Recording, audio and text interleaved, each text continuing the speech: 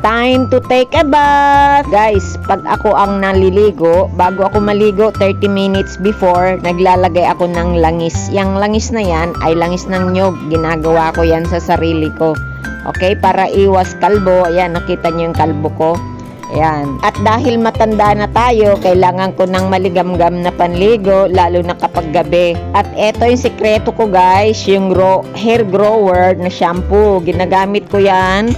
Na-apply ko sa ulo ko mga 10 minutes bago ko banlawan. Then, syempre, apply lotion, yung mild lotion lang para hindi magaspang ang skin. Okay? At mabango. And then, syempre, linis tenga, sabay-sabay yan. Okay? And sa electric fan lang ako nagpapatuyo guys. Ayan o, yung kalbo ko may buhok na. Para hindi masira buhok, electric fan lang. Okay, bango na si Lola. Maraming salamat.